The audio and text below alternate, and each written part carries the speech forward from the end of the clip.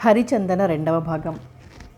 ఒకటవ భాగంలో చందన తన చిన్నప్పుడే తల్లిని కోల్పోయి తండ్రి నాన్నమ్మ సంరక్షణలో పెరుగుతుంది. తండ్రి కూడా హఠాత్తుగా హార్ట్అటాక్తో మరణించడంతో చందన శాంతమ్మ కుంగిపోతారు. చందన పిన్ని వాళ్ళు శాంతమ్మని చంద్రని వాటాలు వేసుకోవడంతో శాంతమ్మ ఎక్కడికి రామని చెప్తుంది. దాంతో వారు కోపంతో 200 మాత్రం పంపిస్తామని వెళ్ళిపోతారు. మనవరాలిని బాగా చదివించి తన కాళ్ల మీద తను నిలబడేటట్టు చేయాలని భావిస్తుంది శాంతమ్మ. కథ కొనసాగుతుంది. బయట కారు ఆగిన చప్పుడు వినిపించేసరికి ఉలిక్కిపడి బయటికి తొంగి చూసింది శాంతమ్మ. కారులోంచి కూతురు జానకి, మనవడు హరి దిగి లోపలికొస్తుంటే శాంతమ్మ కళ్ళు అశ్రుపూరితాలయ్యాయి. వారి వెనకనే 2 కొత్తి తాటాకుల బుట్టలు, సూట్ కేసులు తీసుకొచ్చి వరండాలో ఉంచి తిరిగి బయటికి వెళ్ళిపోయాడు. శోకమూర్తిలాగా అరుగు మీద కూర్చుని ఉన్న తల్లిని చూడగానే జానకి హృదయం ద్రవించిపోయింది. తన జీవితానికి ఒక మంచి బాట ఏర్పరిచి తన భర్త ధనదాహం తీర్చిన పెద్దన్నను తను చివరిసారిగా చూడలేకపోయానన్న బాధ కలిగింది. తనకి తెలియచేయలేదన్న బాధ, అన్నగారు చనిపోయారన్న బాధతో జానకి తేరుకోలేకపోయింది. తల్లిని కూతురు, కూతుర్ని తల్లి ఒకరినొకరు చూసుకున్నారు. దుఃఖం ఆపుకోలేక ఒకరి చేతుల్లో మరొకరు వాలిపోయి బావురుమన్నారు. నాకెందుకు తెలియచేయలేదమ్మా? నేనేమన్నా పరాయిదాన్నా? పెద్దన్నయ్య నాకెంత సహాయం చేశాడు. నేనేం పాపం చేశానని నన్ను దూరంగా ఉంచారు? జానకి వెక్కి వెక్కి ఏడుస్తుంటే కొడుకుపోయిన బాధ కంటే కూతురు నిష్ఠూరాలు శాంతమ్మను అమితంగా బాధించాయి. ఆ దృశ్యం చూడలేక హరి తల తిప్పుకొని నిలబడ్డాడు. అతనికి తెలుసు, తండ్రి వ్యాపార నిమిత్తం మద్రాసో బొంబాయో వెళ్ళినప్పుడు తల్లితో చెప్పి వచ్చేవాడు అమ్మమ్మ గారింటికి. పరంధామయ్య మేనల్లుడిని ఎంతో గారాబంగా చూసుకునేవాడు. సినిమాలకి వెళ్ళాలంటే పంపించేవాడు. ఇష్టం వచ్చినట్టు తిరగటం, ఆటలాడటం, చంద్రను కూడా తనతో తీసుకువెళ్ళటం, ఇద్దరూ కలిసి సినిమాలకి, షికార్లకి తిరగటం. చిన్న మేనమామల దగ్గర కంటే పెద్ద మేనమామ దగ్గరే చేరిక ఎక్కువ కావటం వలన ఎక్కువగా ఇక్కడికే వస్తుండేవాడు. అది భ్రమరాంబకి, అన్నపూర్ణకి కంటిగింపుగా ఉండేది. ఆ కంటగింపు చందన మీదికి మరలింది. చందన కోసమే అన్న అభిప్రాయం వాళ్ళకు కలిగింది. అందున హరి ఎంతో అందమైనవాడు, ఆస్తిపరుడు, ఒక్కడే కొడుకు. తను కూతుళ్లను వదిలిపెట్టి ఆ చందన కోసమని వాళ్ళ ఇంటికి వెళ్తున్నాడన్న అక్కసు కలిగేది. తన కూతురు గౌరీ అల్ట్రా మోడర్న్గా ఉంటుంది. పంజాబీ డ్రెస్సుల్లో, రకరకాల డ్రెస్సుల్లో రోజుకో రకమైన వేసుకుని కాలేజీకి తన మీద నుంచి చూపులు ఎవరూ తిప్పుకోవటం లేదని ఇంటికొచ్చి తల్లితో చెప్తుంది. దానితో భ్రమరాంబ తన కూతురు కంటే అందమైన వాళ్ళు ఇంకెవ్వరూ లేరన్న అభిప్రాయం కలిగింది. గట్టిగా జడ వేసుకుని, మామూలుగా లంగా ఓణి వేసుకుని, కాళ్ళకి హవాయి చెప్పుల కంటే ఎక్కువ వేసుకోదు. స్నో కానీ పౌడర్ కానీ రాసుకోదు. వారానికి ఒకసారి కుంకుడుకాయతో తలంటుకుంటుంది. అంత ముతక మనిషిని ఏం చూసి హరి ప్రేమిస్తున్నాడో అర్థం కాలేదు భ్రమరాంబకి. గౌరీ అయితే రోజుకో రకం పర్ఫ్యూమ్ స్ప్రే చేసుకుంటుంది, రకరకాల క్రీములు రాసుకుంటుంది. ఎప్పుడో తప్ప జడ వేయదు, పోనీటైల్ తప్ప ఇంకేమీ వెయ్యదు. అలా గ్లామర్గా ఉంటేనే మగవాళ్ళకి ఆకర్షణ అని విన్నది. హరి తన కూతురు వైపు ఆకర్షింపబడాలి కానీ ఆ మొద్దు ఏం ఆకర్షణీయంగా ఉంటుంది? అందుకే భర్తని ఒత్తిడి చేసి ఆడబిడ్డకి ఉత్తరం రాయించేది, సెలవులకు వస్తే హరిని మా ఇంటికి పంపమని. అన్నగారి పోరు పడలేక కొడుకుని బలవంతంగా పంపించింది. వెళ్ళిన 2వ రోజే తిరిగొచ్చేశాడు హరి. అదేమని అడిగిన తల్లిని కోప్పడ్డాడు. నన్ను చిన్నమామయ్య గారింటికి ఎప్పుడు వెళ్ళమని బలవంతం చేయొద్దని. కారణం అడిగిన తల్లికి ఏం చెప్పలేదు హరి. తనకిష్టం లేని విషయాన్ని అంతటితో వదిలేస్తాడు, కానీ దాని గురించి తర్క వితర్కం మాత్రం చెయ్యడు. పెద్ద మేనమామ చనిపోయాడని, కర్మ కూడా అయిపోయిందని గోపాలం ఉత్తరం రాయటం వలన తెలిసింది హరికి. ఆ విషయం తల్లికి చెప్తే ముందు నమ్మలేదు. ఆ తరువాత గోపాలం రాసిన ఉత్తరం చదువుకుని గుండెలు పగిలేలా ఏడ్చింది. అన్నగారులు తన రాక ఇష్టం లేదని తనకి కబురు చేయకపోయినా కనీసం పెద్ద కర్మకైనా తనకి తెలియచేయలేదన్న బాధ, కోపం కలిగాయి. అసలు మొదటి నుంచి తనంటే చిన్నన్నలిద్దరికీ ఇష్టం ఉండేది కాదు. తల్లి జానకిని మరీ గారాబంగా చూస్తుందని, ఏది అడిగితే అది కొనిస్తుందని, ఇల్లంతా దోచిపెట్టేస్తుందనే బాధ ఉండేది. గోపాలానికి కట్నం చాలదని వాళ్ళ తల్లిదండ్రులు జానకిని చేసుకొని నిరాకరించినప్పుడు వాళ్ళ మీద కోపం కొద్దీ ఎంత కట్నమైనా సరే జానకి గోపాలానికంటే మంచి సంబంధం తీసుకురమ్మని కొడుకులకు ఆదేశించింది. అది తల్లి ఆజ్ఞ అయినా పైకి ఏమీ అనకపోయినా మనసులో మాత్రం తల్లిని తిట్టుకునేవారు. ఎక్కడ ఎక్కువ కట్నం ఇచ్చి తమకి లేకుండా చేస్తుందోనని అత్తగారిని ఉండి ఉండి ఈసడిస్తుంటే శాంతమ్మ మనసు అమితంగా బాధపడేది. చివరికి ఓ నిర్ణయానికి వచ్చి పెద్ద కొడుకు పరంధామయ్యతో చెప్పింది. మన స్థాయిని గుర్తుపెట్టుకుని కట్నం ఎంత ఇవ్వగలమో అంతకి తగిన సంబంధం చూడమని. అప్పుడేదో గోపాలం మీద కోపంతో అన్నానే గాని అలాంటిది మనసులో పెట్టుకోవద్దని చెప్పింది. కానీ అప్పటికే పరంధామయ్య కామేశంతో సంబంధం దాదాపుగా నిర్ణయం చేశాడు 40,000 కట్నంతో. ఆ మాట విన్న శాంతమ్మ నిర్ఘాంతపోయింది. రంగనాథం, చెన్నకేశవులు ముఖాలు వివరణమైపోయినాయి. ఇక భ్రమరాంబ, అన్నపూర్ణల ముఖాలు పాలిపోయాయి. చప్పున అర్థం చేసుకుంది శాంతమ్మ. వల్ల కాదని చెప్పింది. అంత కట్నం మనం ఎక్కడివ్వగలం? అవతల మాట ఇచ్చేశానమ్మా. ఇచ్చిన మాట తీసుకోవాలంటే ఎంత కష్టమో ఆలోచించు. డబ్బు కోసం కూడా ఆలోచించాలిగా. ఈ కట్నంతోనే సరిపోదు. లాంఛనాలు, పెళ్లి ఖర్చులు ఉంటాయి. వీటన్నింటికి ఎక్కడ తెస్తాం? ఏమాత్రం వీలున్నా ఈ సంబంధం వదులుకోవాల్సిందే. ఒక్కగానొక్క ఆడపిల్ల, కట్నం ఎక్కువ ఇస్తే మంచి సంబంధం వస్తుంది. జానకి సుఖపడుతుందమ్మా. మీకేమీ మిగలొద్దా? మాకు చదువులున్నాయి, రెక్కలున్నాయి. మా రెక్కలు, మా నిజాయితీ ఉన్నంతకాలం మా తిండికేం లోటు రాదులేమ్మా. అన్నగారు అలా అంటుంటే రంగనాథం, చెన్నకేశవులు ముఖాముఖాలు చూసుకున్నారు. భార్యల వైపు చూశారు. వారి ముఖభావాలు చూసి వారికి అంగీకారంగా లేదని గ్రహించారు. అమ్మ చెప్పినట్టు చేయటం మంచిదన్నయ్యా అన్నారు ఇద్దరూను. అన్నీ మాట్లాడటం అయిపోయింది. ఇవ్వవలసినవి, పుచ్చుకోవలసినవన్నీ రేపు జరిగే పెళ్లి చూపుల నాడు నిర్ణయించుకోవటం జరుగుతుంది. ఇంతవరకు వచ్చిన తర్వాత ఇప్పుడు వద్దంటే ఎంత అప్రతిష్ట. మన జానకి పెళ్ళి అవ్వొద్దు. రేపే వాళ్ళు పెళ్లి చూపులకు వచ్చేది. జానకి నచ్చితే వెంటనే లగ్నం కూడా పెట్టుకోవటం జరుగుతుందని కూడా మాట్లాడుకొని వచ్చాను. ఇప్పుడు వద్దంటే ఎలా? అన్నగారి సమాధానం తమ్ముళ్ళకి, మరదళ్ళకి నచ్చలేదు. అప్పటికి ఊరుకున్నారు. ఆ రాత్రి భార్యలు చెప్పిన సలహాలను బాగా బుర్రకెక్కించుకున్నారు. రోజు కంటే ఉదయమే లేచారు రంగనాథం, చెన్నకేశవులు. ఎప్పుడు వేసవి సెలవులకు వచ్చినా ఉదయం 8 గంటలైతే కానీ లేచేవారు కాదు. టిఫిన్ చల్లారింది లేవమని తల్లి ఎంత పోరినా లేచేవారు కాదు. అలాంటిది ఇప్పుడు కొడుకులిద్దరూ అంత ఉదయమే లేవటం శాంతమ్మకి అనుమానం కలిగించింది. అదీగాక కోడళ్ళు కూడా క్షణక్షణానికి భర్తల వంక చూడటం. రాత్రి చాలా ఆలస్యంగా పడుకున్నారని వాళ్ళు పడుకోబోయే ముందు తీసిన లైట్లను బట్టి అర్థం చేసుకున్నది. ఇప్పుడు వాళ్ల చూపులను బట్టి నిర్ధారణ చేసుకున్నది. అన్నయ్య అంటూ పరంధామయ్య దగ్గర చేరారిద్దరూ. వచ్చే బంధువులకి మర్యాదలు ఎలా చేయాలా అని ఆలోచిస్తున్న పరంధామయ్య తమ్ముళ్ళిద్దరినీ చూశాడు. ఏదో చెప్పాలనే వచ్చారనుకుని వారిని కూర్చోమని అరుగు మీద చోటు చూపించాడు. 40,000 కట్నం జానకి ఇవ్వటం అంటే మాటలా? ఇప్పుడు అంత డబ్బు ఎక్కడి నుంచి తెస్తావు? తర్వాత పెళ్లి ఖర్చులు అవి ఎలా అని అడిగారు. ఎలా ఏమిటి? అన్నీ అనుకున్నట్లుగానే జరిపించాలి. మనకి అంతో ఇంతో ఉన్నది. అందులోదే జానకి ఇస్తాం. ఒక్క ఆడపిల్ల కాబట్టి పెళ్ళి ఘనంగానే జరిపిద్దాం. మన స్తోమతని బట్టి జానకి 10,000 కట్నం, 5,000 ఖర్చుతో పెళ్లి జరిపించాలి. కానీ అంతా ఇచ్చేస్తే ఎలా? అసలు మీ ఉద్దేశం ఏమిటో అర్థమయ్యేలా చెప్పండ్రా. తమ్ముళ్ళ అభిప్రాయం ఏమిటో అర్థమైనా కానట్టే అన్నాడు. అంత కట్నం ఇస్తే మాకేం మిగులుతుంది? నాకు ఉన్నది ఒక ఆడపిల్ల. కేశవులకి 2 ఆడపిల్లలున్నారు. వాళ్ళకి పెళ్ళిళ్ళు, మంచి చెడులు ఈ ఉద్యోగాల మీద జరిపించలేంగా. తండ్రి ఆస్తి అంటూ మాకు కొంత మిగుల్చు. అక్కడికి నేనేదో తినేస్తున్నట్టు మాట్లాడుతున్నారేమిట్రా? మనకి చదువులు ఉన్నాయి, ఉద్యోగాలు ఉన్నాయి. జానకి ఎక్కువ చదువుకోలేదు కాబట్టి ఎక్కువే ఇచ్చి మంచి సంబంధం చేస్తే సుఖపడుతుందన్న ఆశతో అలా నిర్ణయించాను. అలా నీ ఇష్టం మీదనే ఖాయపరుచుతున్నావు కాబట్టి మొత్తం 15,000తో ముగించాలని అంటున్నాం. అది 3 మీదాను. మిగిలింది ఎంతైతే అంతా నువ్వొక్కడివే భరించాలి. మాకెలాంటి సంబంధమూ లేదు. అంతకిష్టమైతేనే ఈ రోజున పెళ్లి చూపులు జరిగేది. కొడుకులిద్దరూ అంత ఖచ్చితంగా చెప్తుంటే శాంతమ్మ నిర్ఘాంతపోయింది. వీళ్ళు తను కన్న కొడుకులేనా అన్న అనుమానం కలిగింది. జానకి భయంగా పెద్దన్నగారి వైపు చూసింది. అలాగే, నాకు మాత్రం ఎవరున్నారు? పెళ్లి కూడా చేసుకోలేదు. వద్దనుకున్నాను. మీరేమి ఇవ్వొద్దు. మొత్తం నా వాటా కిందనే అంతా జానకి ఇచ్చేస్తాను. అది సుఖపడటం కంటే నాకు కావాల్సిందేముంది? అలాగే, మీరు నిశ్చింతగా ఉండండి అని తమ్ముళ్ళకు చెప్పేసరికి వారు శాంతించారు. పెద్ద కొడుకు అలాంటి నిర్ణయం తీసుకున్నందుకు తల్లి, కూతుళ్ళు విలవిలలాడారు. పరంధామయ్యకి ఎంతో నచ్చచెప్పాలని చూశారు. కానీ పరంధామయ్య వినలేదు. ఎవరి ప్రమేయం లేకుండానే జానకి పెళ్ళి అత్యంత వైభవంగా చేసి అత్తవారింటికి పంపాడు. 40,000 కట్నం, 20,000 పెళ్లి ఖర్చులు, 10,000 లాంఛనాలతో అప్పటికి అది అలా గడిచిపోయింది. ఇంకా ఆ తరువాత జానకి కాపురానికి వెళ్లేలోగా కామేశం కోరిన గొంతెమ్మ కోరికలన్నీ తీర్చడానికి పరంధామయ్య విసుక్కోలేదు. చిరునవ్వుతో భరించాడు. తల్లి పోరగా పైసా కట్నం తీసుకోకుండా పేదింటి అమ్మాయిని చేసుకున్నాడు.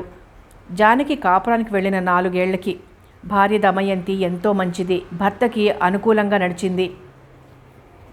ఇలా ఎందుకు చేశారని భర్తని ఏనాడు ప్రశ్నించలేదు. మరదులు ఆస్తి పంపకాలప్పుడు తల్లి కోసం, అన్నగారి కోసం అన్నట్లు ఆ చిన్న ఇల్లుని మాత్రం వదిలి మిగతా పొలం ఇంకొక ఇల్లుని పంచుకొని అన్నీ అమ్ముకుని వెళ్ళిపోయారు. చందనను ప్రసవించిన తర్వాత జబ్బు చేసి 6 నెలల వయసప్పుడే దమయంతి చనిపోతే అన్ని సంవత్సరాల తర్వాత అన్నగారిని ఓదార్చడానికి తమ్ముళ్ళు భార్యలతో వచ్చారు. పెద్ద కర్మ అయిన తర్వాత ఆ చంటి బిడ్డను శాంతమ్మకు వదిలి వెళ్ళిపోయారు కోడళ్ళిద్దరూను. భార్య మీద ఉన్న ప్రేమ కోసం అన్నీ గాని ఆ చంటి బిడ్డకి మరో సవతి తల్లిని తీసుకురావటం ఇష్టం లేక మరలా వివాహం చేసుకోలేదు పరంధామయ్య. అసలు పెళ్ళే వద్దని మొరాయించి 30 సంవత్సరాల వరకు బ్రహ్మచారిగా ఉన్న పరంధామయ్య పెళ్లి చేసుకున్న 2 సంవత్సరాలు గడవక ముందే భార్య చనిపోవటం, తల్లిపోరు పడలేకనే వివాహం చేసుకోవటం, చివరికి ఆ భార్య కూడా దక్కకపోవడంతో విరక్తి కలిగింది. జానకి అప్పటికే అతి కష్టం మీద రాగలిగింది. కామేశం అసలు రాలేదు. కారణం ఏమిటో చెల్లెలు చెప్పగా నిర్ఘాంతపోయాడు. మోటార్ బైక్ ఇస్తేనే వస్తానని చెప్పమన్నారు. పెళ్ళైన కొత్తలో స్కూటర్ అంటే కొనిచ్చాడు లోన్ తీసుకుని. ప్రతి పండక్కి బట్టలు, దక్షిణ, జానకి పురుడు ఖర్చులు. కాపురం అంటే ఇంట్లోకి కావలసిన సామాన్తో పాటు ఫ్రిడ్జు, గ్యాస్ పొయ్యి, ఫ్యాన్లు, ఎయిర్ కూలర్ లాంటివన్నీ అడగటమే తడువుగా కొనిచ్చాడు. ఆ తరువాత సంవత్సరం పాటు ఓవర్ టైములు చేసి ప్రావిడెంట్ ఫండ్లోంచి లోన్ తీసి అలా తన కష్టమంతా చెల్లెలు సుఖం కోసం బావమరిది అడిగినవన్నీ సమకూర్చాడు. చివరికి విశ్రాంతి ఎరగని జీవితం అయిపోయింది అతనిది. అర్ధరాత్రికి అలసిపోయి ఇంటికి వచ్చిన కొడుకును చూసి ఏడ్చేది శాంతమ్మ. అల్లుడంటే అసహ్యం కలిగింది. కూతురింటికి ఏనాడు వెళ్ళలేదు. చందన పెంపకంతోనే గడిచిపోతోంది. ఎవ్వరింటికి వెళ్ళాలనిపించలేదు. కూతురంటే, అల్లుడంటేనో, కొడుకులంటే, కోడళ్ళంటే తగని అసహ్యం కలిగించింది. వారి సంగతే ఎత్తదు. నిర్విరామంగా కష్టపడే పెద్ద కొడుకును చూసి జాలిపడేది. ఎంతో అలసిపోయి ఇంటికొచ్చి ఆదమరిచి నిద్రపోయే కొడుకును చూసి కన్నీరు కార్చేది. అలా తనకంటూ ఏమీ మిగిల్చుకోకుండా అందరి కోసం అన్నీ చేసి చివరికి తను ఏకాకిగా మిగిలిపోయి కూడా చివరికి ఆ కూతురికి తండ్రి లేని లోటు కూడా చేసి వెళ్ళిపోయిన కొడుకుని చివరిసారిగానైనా చూడ్డానికి రాని కూతురు మీద విపరీతమైన కోపం వచ్చింది. కొడుకు గుర్తుకొచ్చి శాంతమ్మకి దుఃఖం ఆగలేదు. ఆ తల్లి కూతుళ్ళు మనసులో ప్రజ్వరిల్లుతున్న దావాగ్నిని కన్నీటి రూపంలో వెలిబుచ్చుతున్నారు. హరి మాత్రం మేనమామతో తనకున్న పరిచయాన్ని గుర్తు చేసుకుని చందన కనిపిస్తుందేమోనని అటు ఇటు చూశాడు. వచ్చి ఇంతసేపు అయితే ఇంట్లో ఉంటావు, బయటికి రాకుండా ఎలా ఉంటుంది? ఒకవేళ కాలేజీకి వెళ్ళిందేమో. ప్యాంట్ జేబుల్లో చేతులుంచుకొని అటు ఇటు తిరుగుతున్న మనవడిని చూడగానే కోపం వచ్చింది. మీ అందరికీ ఎలాంటి లోటు రానివ్వకుండా చూసిన మీ మామయ్యను చివరిసారిగా చూసేందుకు కళ్ళు లేకపోయాయా అని అడిగింది. అలా రాకుండా చేసింది అల్లుడేనన్న కోపం మనవడి మీద చూపించింది శాంతమ్మ. జేబులోంచి ఉత్తరం తీసి చూపించాడు హరి. నువ్విలా అంటావనే ఈ కార్డుని తీసుకొచ్చానమ్మమ్మ. గోపాలం బాబాయ్ ఉత్తరం చదివి మేము నిర్ఘాంతపోయాం. మమ్మల్ని ఇంత నిష్ఠూరం ఆడుతున్నావు కానీ చిన్నమామయ్యతో కనీసం టెలిగ్రామ్ ఇప్పించకపోతే మానే, కనీసం ఉత్తరమైన రాయించొచ్చుగా, నెపం మామీదేస్తున్నావా అన్నాడు హరి. గోపాలం రాశాడా? ఆశ్చర్యపోవటం శాంతమ్మ వంతైంది.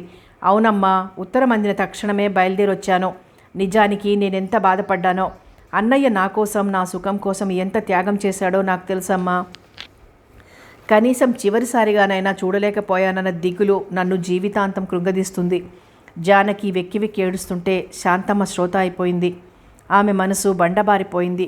కోడలు చనిపోయిన నాడే గుండెలు పగిలిపోయాయి. ఉదయం నవ్వుతూ ఆఫీస్కి వెళ్ళిన కొడుకు శవమై తిరిగి రావటంతో మరీ రాయైపోయింది. ఎవరి ఓదార్పులు పనికి రావటం లేదు. ఎవరి సానుభూతిని స్వీకరించటం లేదు. ఆమె దృష్టి అంతా తల్లి తండ్రి లేని చంద్రను ఎంత జాగ్రత్తగా తను కాపాడుకోవాలన్న ఆలోచన మినహా ఆమె మీద ఇంకేమీ పనిచేయటం లేదు. మరో గంట తల్లి దగ్గర కూర్చుని ఆ తర్వాత లేచి లోపలికొచ్చింది జానకి. తను ఎలాగైనా ఉంటుంది. హరికి టైంకి భోజనం కావాలి. 4 గిన్నెలు, 2 పెద్ద కుండలు, మంచినీళ్లతో మట్టి కుండ, వాడుకునే నీళ్లు నిలవపెట్టి ఉంచిన 2 ప్లాస్టిక్ బకెట్లు, 2 మంచాలు, 4 దిళ్ళు తప్ప ఆ ఇంటిలో విలువైన వస్తువులంటూ ఏమీ లేవు. ఒకప్పుడు ఆ ఇల్లు సమస్త వస్తు సముదాయంతో కళకళలాడుతూ ఉండేది. జానక్కి తెలిసినంత మట్టుకు సామానుతో ఆ ఇల్లు నిండుగా ఇరుకుగా ఉండేది. అలాంటిది ఇప్పుడు బోసిపోయినట్టు ఇల్లంతా ఖాళీగా ఉంది. అత్తవారింటికి వెళ్ళిన తర్వాత వంట చేయటం మానేసింది జానకి. అప్పటి నుంచి ఇప్పటికీ వంట చేసి ఎరగదు. కానీ ఆ వంట ఇంటిలో ఒక్క మనిషికి మినహా రెండో మనిషికి వంట లేదు. అందుకని వంట ప్రయత్నం మొదలుపెట్టింది. నిర్వికారంగా కూర్చుండిపోయింది శాంతమ్మ.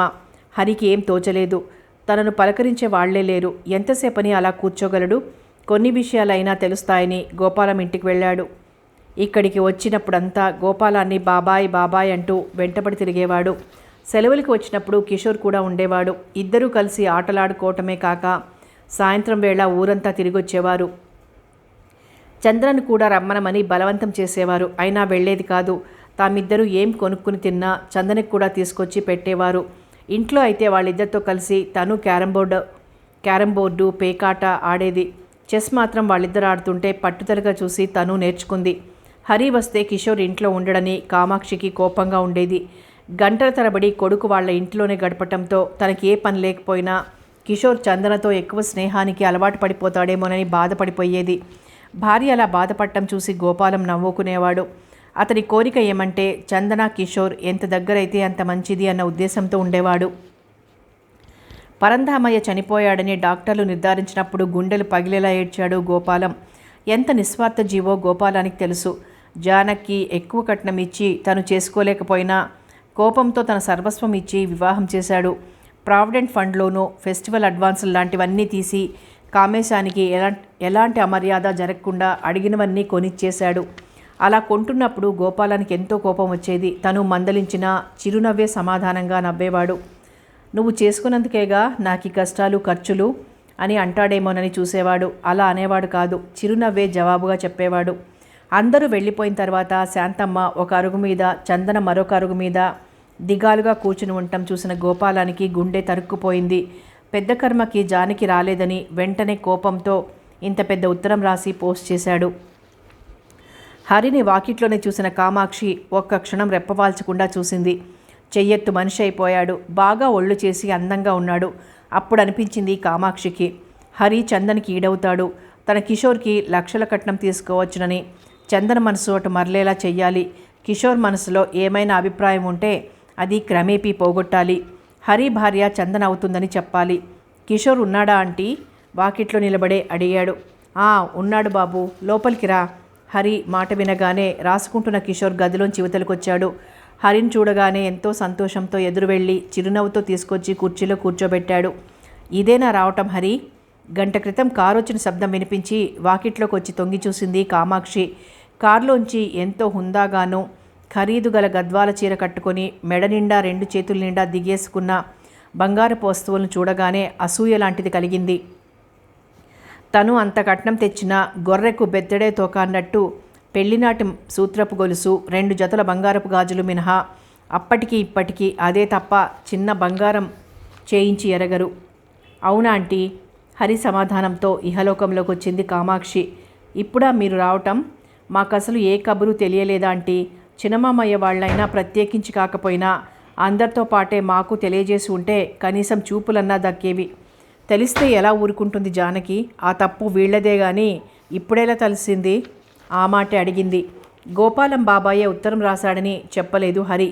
ఒకసారి గోపాలం హైదరాబాద్ వెళ్ళి జానకి ఇంటికి వెళ్ళాడు చూడాలని. కామేశం అత్తవారింటికి వచ్చినప్పుడు అంతా పరంధామయ్య, గోపాలం, కామేశం ముగ్గురూ కలిసి సాయంత్రాలప్పుడు ఆరుబయట వెళ్ళి కూర్చొని పిచ్చాపాటి మాట్లాడుకుంటూ ఉండేవారు. తన భర్త ఫ్రిడ్జ్ కావాలంటున్నాడని, ఎయిర్ కూలర్ కావాలంటున్నాడని, ఉత్తరాలు రాసే జానకిని మందలించాలని వెళ్ళాడు. ఉద్యోగం మీదనే జీవించే వాళ్ళకి ఇలాంటి ఖరీదు గల వస్తువులు కొని ఇవ్వమంటే ఎంత బాధో. పరంధామ ఇదివరకు మంచి బట్టలన్నా వేసుకునేవాడు. ఇప్పుడు అది లేదు. ఒకరోజు గోపాలం పెందలకడనే ఇంటికి వచ్చేశాడు. కామాక్షిని సినిమాకు తీసుకువెళ్లాలని. సినిమా నుంచి తిరిగి వచ్చేటప్పుడు చల్లగాలికి నడిచి వెళ్లాలని బయలుదేరితే స్ట్రీట్ లైట్ల వెలగలో పేవ్మెంట్ల మీద రంగులు వెలిసి కురుచైన ప్యాంట్లు, చీరలు, షర్ట్లు వేసి స్టీల్ సామాన్లు కొనుక్కుంటున్నారు ఆడవాళ్ళు. వాటిని శుభ్రంగా ఉతికి ఇస్త్రీ చేయించి ఎక్కువ రేటుకి అమ్ముతారు. వాటి వ్యాపారం సాగేది రాత్రి 7:30 నుంచి 10 గంటల వరకు. అలాంటి బట్టలు అమ్మే దగ్గర పరంధామను చూసిన గోపాలం ప్రాణం నీరైపోయింది.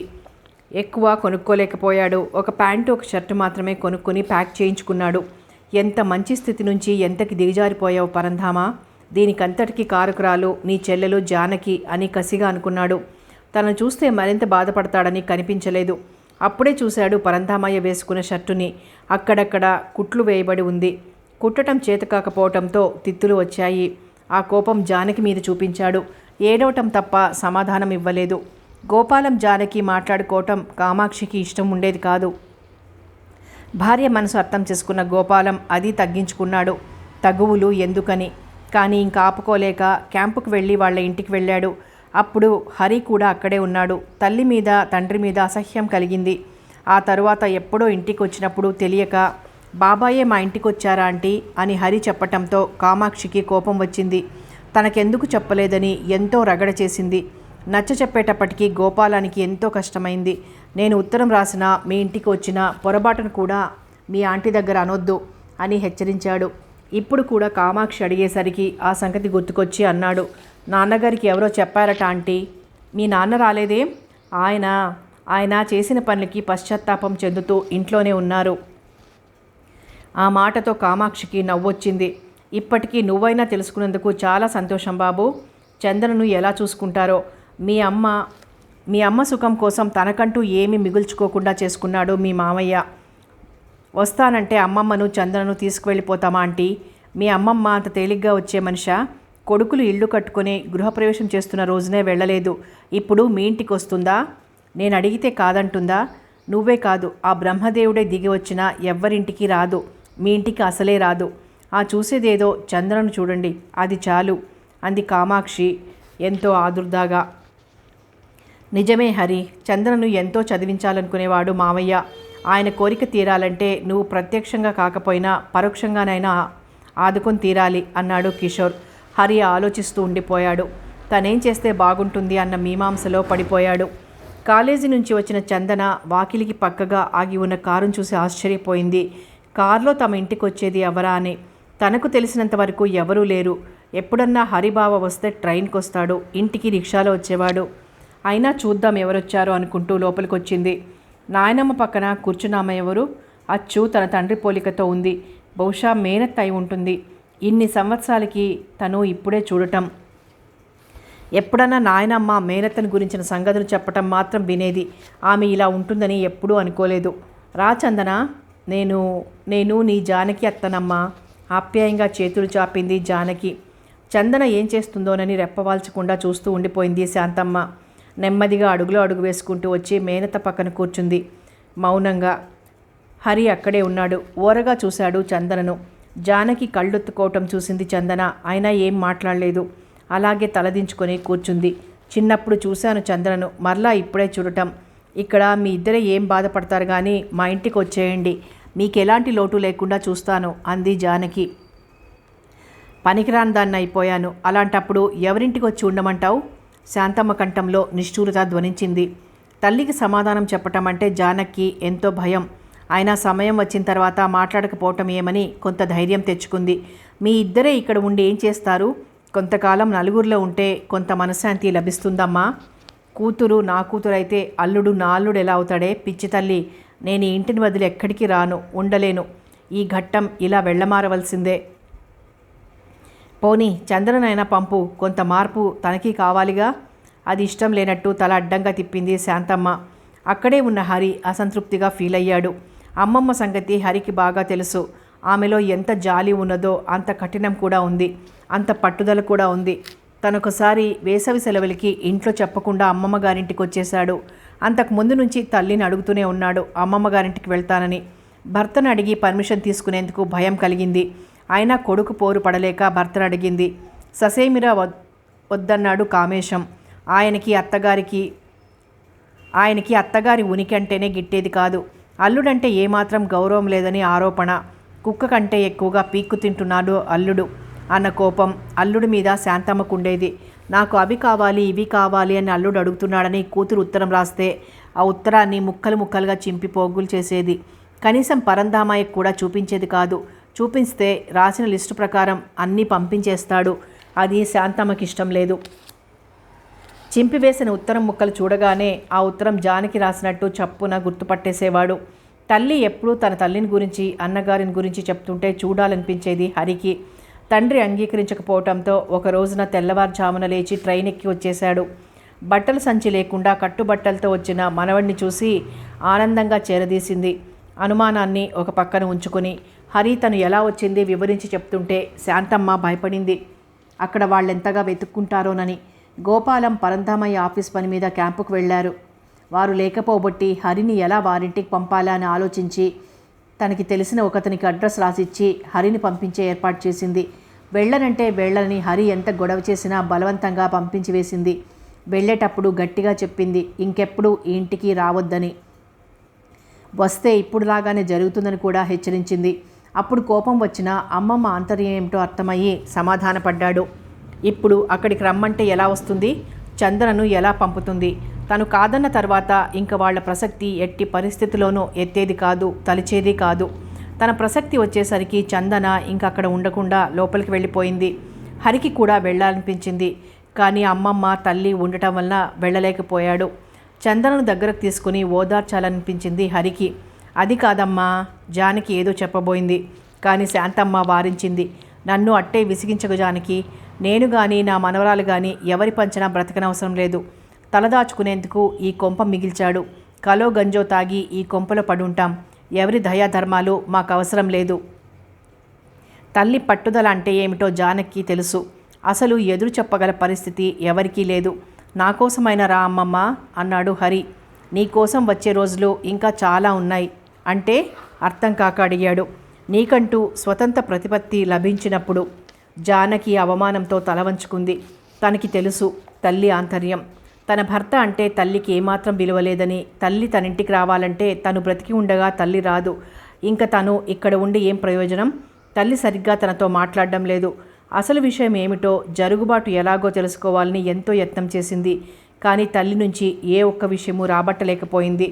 తల్లి గుట్టుగల మనిషి, అలాగే లాక్కొచ్చింది. కోడళ్ళిద్దరూ ఎప్పుడైనా వచ్చినప్పుడు వాళ్ళేమైనా అన్నా కూడా కొడుకులకి చెప్పేది కాదు. తనలో తనే బాధపడేది. ఇంకా మేం బయలుదేరతామమ్మా, ఆయన క్యాంప్ నుంచి రాత్రికి వస్తారు అంది జానకి. అంటే కామేశం ఇంటి వద్ద లేడా? లేడమ్మా, ఉత్తరం చూడగానే వచ్చేశాం.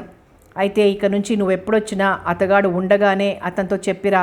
అంతేగాని అతగాడు లేనప్పుడు ఇలా ఇంకెప్పుడు రావద్దు అంది శాంతమ్మ. జానకి తెల్లబోయింది తల్లి అలా అనేసరికి. తండ్రి అంటే ఎందుకంత ఇష్టంగా అమ్మమ్మ మాట్లాడుతోందో అర్థం కాలేదు హరికి. హరి బయటికి వచ్చి పడుకుని ఉన్న డ్రైవర్ని పిలిచాడు. ఉదయం నుంచి వరండాలోనే ఉన్నది. అవసరమైతే 2 రోజులు ఉండాలని వచ్చింది జానకి. కానీ తల్లి ధోరణి నువ్వెందుకు వచ్చావు అన్న రీతిలో ఉండటం కష్టం కలిగించింది. తన భర్త మీద కోపం తన మీద చూపిస్తే ఎలా? తనెన్ని బాధలు పడింది భర్తతో. అవన్నీ తను ఎవరితోనైనా చెప్పుకున్నదా? హరి పెద్దవాడైన తర్వాతనే కదా తన కష్టాలు ఒక విధంగా గట్టెక్కినాయి. తనను ఉండమంటుందేమోనని జానకి అలా చెప్పింది. భర్త మాట వింటేనే తల్లికి చురకతితో శరీరాన్ని చీల్చినట్లుంటుంది. హరికి కనీసం ఒక్కరోజన్నా ఉండాలని ఉంది. తనసలు చందనతో అసలు మాట్లాడలేదు. మనసు విప్పి మాట్లాడాలంటే ఏకాంతం కావాలి. అలా కావాలంటే అమ్మమ్మ ఉండగా జరగదు. ఎలా? కనీసం ఒక్క మాటన్నా మాట్లాడితే వచ్చి వెళ్ళామన్న తృప్తి అయినా ఉంటుంది. తల్లి వీధి గుమ్మంలోకి రాగానే వెనకనే వస్తున్న హరి ఆగి అన్నాడు. దాహం అవుతోంది, మంచినీళ్ళు తాగొస్తాను, నువ్వు వెళ్ళి కారెక్కమ్మా అంటూ జవాబుకైనా ఎదురు చూడకుండా గబగబా లోపలికి వచ్చి హాల్లో చూశాడు. చందన కనిపించలేదు. మరొక గది వైపు వెళ్ళి తొంగి చూశాడు. సాయంత్రం కావటం వలన ఆ గదిలో అంతగా వెలుతురు లేదు. పట్టి పట్టి చూసేసరికి గోడకి ఆనుకొని కూర్చుని మోకాళ్ల మధ్యలో ముఖం దాచుకుని సన్నగా రోదిస్తోంది. చందన. హరి పిలుపుతో నెమ్మదిగా తలెత్తి చూసింది. చందన కళ్ళు ఎర్రబారి ముఖమంతా కందిపోయి ఉంది. ఎప్పటినుంచి ఏడుస్తోందో. అతి సాధారణమైన బట్టల్లో కూడా అసమాన జ్యోతిలాగా వెలిగిపోతోంది. ఈ అందం ఎవరి సొత్తో? కానీ అమ్మమ్మ తన కంఠంలో ప్రాణం ఉండగా తిరిగి తల్లి కూతుళ్ళు కలుసుకోవటం అంటూ జరుగుతుందన్న నమ్మకం లేకపోయింది ఇవాల్టి అమ్మమ్మ ప్రవర్తన చూశాక. అలాంటప్పుడు తను లేనిపోని ఆశలు కల్పించటం దేనికి? తను వీళ్ల మొండి పట్టుదలను ఛేదించలేడా? ఎల్లకాలం ఇలాగే ఎందుకుండాలి? అవును, చనిపోయిన పెదమావయ్య ఆత్మకి శాంతి కలగాలంటే తను కొన్ని మూఢాచారాలను ఛేదించాల్సిందే. అప్పటికి కానీ మామయ్య తమ కుటుంబానికి చేసిన సహాయం తీరదు. అది సహాయం కూడా కాదు, ధనదాహంతో తండ్రి అల్లుడనే అహంకారంతో చేసిన నిలువుదోపిడి. ఆ నిలువుదోపిడి తిరిగి వాళ్లకే దక్కాలి. అమ్మా నేను బయలుదేరుతున్నాం చందన. అప్పుడేనా బావా? ఈ రాత్రికి ఉంటే బాగుండేది. నీకు నాకు బాగుంటుంది, అమ్మమ్మకి బాగోలేదు. అందుకనే. చందనకి తెలుసు నాయనమ్మ ఎంత పట్టుదల గల మనిషో. ఎప్పుడొస్తావు బావా? నిన్ను తీసుకువెళ్ళేటందుకు వస్తాను. నాయనమ్మ పంపదుగా, నేను తీసుకువెళ్తానుగా. నీ ఎగ్జామ్స్ అవగానే వస్తాను. హరి. తల్లి పిలుపు వినిపించి 2 అడుగులు వెనక్కి వేసి అంతులోనే చివ్వున వెనక్కి తిరిగి చందన దగ్గరికి వెళ్ళి మోకాలి మీద కూర్చుని చందన గడ్డం మునివేలుతో ఎత్తి పట్టుకొని అన్నాడు. నీకు నేనున్నాను చందన. నిన్ను వదిలి నేను ఎట్టి పరిస్థితిలోనే ఉండలేను. ఎన్ని అవాంతరాలు ఎదురైనా నీకోసం ఎదుర్కొంటాను. నీకోసం చందన. అంతవరకు నువ్వు నిశ్చింతగా ఉండి చదువుకో. బావా అశ్రునయనాలతో హరి వైపు చూసింది. హరి, వస్తున్నావా? అదిగో అమ్మ పిలుస్తోంది. రెండవసారి కూడా పిలిస్తే వెళ్ళకపోతే లోపలికి వచ్చేస్తుంది. నీకు మరీ ప్రాణం మీదకి వచ్చి నీ ఇష్టానికి వ్యతిరేకంగా ఎవరైనా నిన్ను ఏ విషయానికైనా బలవంతం చేస్తే ఆ విషయం నాకు తెలియజేయి. వెంటనే వచ్చేస్తాను. అది మాత్రం మర్చిపోకు అని గబగబా హాల్లోకి వచ్చి అక్కడ బిందెలో ఉన్న నీళ్లను చూడగానే ఆలోచన వచ్చి 2 చేతులతోనూ నీళ్లు తీసి ముఖం మీద షర్టు మీద పోసుకొని దగ్గుతూ గబగబా కారు దగ్గరికి వచ్చాడు. మంచినీళ్ళు ఎక్కడ ఉన్నాయో తెలియలేదు. వెతుక్కుని తాగుతుంటే పొలమారింది. నువ్వు పిలిచావు, వచ్చేశాను. ఇంతకీ చందన కనిపించలేదమ్మా అన్నాడు అటు ఇటు చూస్తూ. తలుపుకి ఆనుకొని నిలబడి ఉన్న శాంతమ్మకి మనవడు చెప్పే మాటలు అంతగా నమ్మలేకపోయింది. మన మీద చాలా కోపంగా ఉంది. అందుకని రారా, ఇంటికి చేరుకునేసరికి ఏ వేళవుతుందో. తల్లి అలా అనేసరికి వారు కారు ఎక్కగానే స్టార్ట్ చేశాడు డ్రైవర్. తల్లికి కన్నీటితోనే చెయ్యి ఊపింది జానకి. కానీ శాంతమ్మ ఏ విధమైన జవాబు ఇవ్వలేదు. నిర్వికారంగా వెళ్లే కారు వైపు చూస్తూ ఉండిపోయింది. ఆమెకి ఈ లోకంలో పెద్ద కొడుకు తప్ప ఇంకెవ్వరూ లేరు. ఆ కొడుకే తనకి దూరమైన తర్వాత వీళ్ళెవ్వరూ తన వారు కారు. ఎంత సానుభూతి కురిపిస్తే మాత్రం అంత త్యాగమయ్యి ఆయన తన కొడుకు తిరిగి వస్తాడా? చెయ్యి అడ్డు పెట్టడంతో కారాగింది. ఆ వ్యక్తిని గోపాలంగా చప్పున పోల్చుకుంది జానకి. ఈ వేళప్పుడు ఊరు చివరి నిలబడి ఉన్నాడంటే తన కోసమేనని అర్థం చేసుకుంది. ఆఫీస్ నుంచి వస్తుంటే వాకిట్లో కారు ఆగి ఉండటంతో చటుక్కున వెనుదిరిగి వచ్చేశాడు, ఇంటికి వెళ్లకుండా. ఇంటికి వెళ్తే జానకితో మాట్లాడే అవకాశం ఉండదు. అందుకు కామాక్షి అంగీకరించదు. హైదరాబాద్ వెళ్ళినప్పుడు జానకి ఇంటికి వెళ్ళి వచ్చిన సంగతి హరి ద్వారా తెలుసుకొని 2 రోజులు నానా హంగామా చేసింది ఇంట్లో. అంతే. అప్పటినుంచి ఏ విషయమో భార్య దగ్గర ప్రస్తావించడు. భార్యాభర్తలు తగువులు పడటం ఇష్టం ఉండదు. అందుకే జానకి పరంధామయ్య పెద్ద కర్మకి వచ్చి రంగనాథం చెన్నకేశవులు చేసిన పనులన్నీ వివరంగా చెప్పి చందన బరువు బాధ్యతలు స్వీకరిస్తుందో లేదో తెలుసుకోవాలని ఇక్కడ నిలబడ్డాడు. ఏమిటి గోపాలం? కారు దిగి అతనికి దగ్గరగా వచ్చి అడిగింది జానకి. చిన్నప్పటి నుంచి ఇరుగు పొరుగు వాళ్ళు కావటం వలన అన్నలు పిలిచినట్లుగానే జానకి కూడా పేరు పెట్టి పిలవటం అలవాటైపోయింది. నీకు కొన్ని విషయాలు చెప్పాలని ఇక్కడ ఎదురు చూస్తూ నిలబడ్డాను. ఇంటి వద్ద కలుసుకోలేనని అనుకుంటాను. కామాక్షితో అనవసరంగా తగుపడి నలుగురు వినేటట్లు చేయడం, వారి దృష్టిలో నేను కామాక్షి కూడా చౌకబారు అవటం ఇష్టం లేకనే ఇలా నీతో మాట్లాడాలని వచ్చాను. భార్యకి జడుస్తున్నానని అనుకోవద్దు. సామరస్యం అనేది దంపతులకు చాలా అవసరం. అదే లేని రోజున పైకి అలా కనిపిస్తూ మన పనులు మనం చేసుకోవటం మినహా మరో ఉపాయం లేదు. అందుకే నా మీద నీకు సదభిప్రాయం కలగానే ఉద్దేశంతో ఇంతగా చెప్తున్నాను. వింటున్న హరికి కూడా ఆశ్చర్యం కలిగించాయి గోపాలం మాటలు. బాబాయ్ చాలా కరెక్ట్గా చెప్పాడు అనుకున్నాడు. విషయం ఏమిటి గోపాలం? ఆ రోజు రాత్రి శాంతమ్మకి కొడుకులిద్దరికీ జరిగిన సంభాషణ అంతా తూచా తప్పకుండా వివరించి చెప్పాడు. అంతా చెప్పిన తర్వాత అన్నాడు, పరంధామ తనకంటూ ఏమీ మిగిల్చుకోలేకపోయాడు. వచ్చే జీతంతో కూడా కడుపు నిండా తినటానికి కూడా నోచుకోలేకపోయాడు. తనదంటూ ఏమున్నదో అంతా నీకోసం వెచ్చించాడు. ఆ సంగతి నీకు తెలుసు. చందనను నీ కంటిపాపలా చూసుకునే బాధ్యత నీది. అదే చెయ్యని రోజున నువ్వు నా దృష్టిలోనే కాదు, లోకం దృష్టిలో కూడా కృతజ్ఞురాలివిగా కనిపిస్తావు. అలాగే గోపాలం, అలాగే. నా శాయశక్తులా ప్రయత్నిస్తాను. అంతేగాని గట్టిగా మాట ఇవ్వలేను. ఎందుకంటావా? కామేశం సంగతి నీకు తెలుసు అంది తల వంచుకొని. తల్లి సమాధానం హరికి కోపం వచ్చింది. తండ్రి ఎలా చెప్తే అలా తల ఊపటం తల్లికి అలవాటైపోయింది. పెదమామయ్య ఆత్మశాంతి కోసం తనేమైనా చేస్తాడు. గోపాలం బాబాయ్ అన్నట్టు ఎవ్వరికీ చెప్పి చేయనవసరం లేదు. మనం చేసే పని మరొకరికి తెలియకుండా ఉంటే చాలు అని తండ్రికి సరైన సమాధానం చెప్పాలంటే తను చందనకు పూర్తి న్యాయం చేకూర్చాలి అనుకున్నాడు. గోపాలం చిన్నగా నిట్టూరుస్తూ అన్నాడు, నువ్వు చందనను నీ హృదయంలో దాచుకోగలవని, ఆ శక్తి సామర్థ్యాలు నీకున్నాయనే నమ్మకంతోనే నీకు అత్తయ్య చందనల పరిస్థితి వివరించాను. ఇంకా తర్వాత నీ ఇష్టం జానకి. పొద్దుపోతోంది, పద అన్నాడు. జానకి ఏం మాట్లాడకుండా వచ్చి కారెక్కింది. కారు స్టార్ట్ చేసినా ఇహలోకంలోకి రాలేకపోయింది జానకి. తల్లి లోపలే బాధపడుతోందని గ్రహించాడు హరి. అందుకు కారణం తండ్రేనని తెలుసు. తల్లి తెచ్చిన డబ్బుతో వ్యాపారం చేసి లక్షలు సంపాదించినా ఇంకా తల్లి మీద ఆజమాయిషి మాత్రం పోలేదు. ప్రతి చిన్న విషయానికి తల్లి తన తండ్రిని అడగందే చెయ్యదు. పెదమావయ్య చనిపోవటం పెదకర్మ కూడా అయిపోయిందని గోపాలం రాసిన ఉత్తరం చూసి కూడా అన్నగారు చనిపోయాడని ఏడుస్తుందే గాని వెళ్ళాలన్న తొందర లేకపోయింది. అదేమని తనంటే, మీ నాన్న లేరుగా అన్నది. ఏమంటారో చూస్తాను అని తల్లిని బయలుదేరదీశాడు బలవంతంగా. లేకపోతే అలాగే కూర్చుని ఏడుస్తూ ఉండేది. తల్లి మెత్తదనం వలననే అలా తండ్రి కూడా జడిపిస్తున్నాడు. ఇంకా తను ఇంట్లోనే ఉంటాడు కాబట్టి ఆయన ఆటలు కట్టిస్తాడు. ఏది చెప్పి చేయడు. అదే మంద ఆయనకి. ఎగ్జామ్స్ అవటంతోనే తేలిగ్గా హాయిగా ఊపిరి పీల్చుకుంది చందన. ఇంక రేపటి నుంచి ఎన్నో నెలల నుంచి వారపత్రికలకు నవలలకు దూరంగా ఉన్నది. ఇప్పుడు వాటి బాకీ తీర్చేయాలి అనుకుంది. అనుకున్నదే కానీ ఇల్లంతా సర్దాలనిపించింది. తను హడావిడిగా పనులు చేసుకుని ఇంత వండి తను తిని శాంతమ్మకి ఇంత వంచి వెళ్ళిపోవటం, తిరిగి ఇంటికి వచ్చిన తర్వాత ఉదయం వదిలి వెళ్ళిన పనులన్నీ పూర్తి చేసుకుని వంట చేసి తను నాయనమ్మ భోజనం ముగించేసరికి 8 గంటలయ్యేది. ఆ తరువాత 10 గంటల వరకు చదువుకొని నిద్రపోవటం. తిరిగి ఉదయం లేచింది మొదలు షరా మామూలే.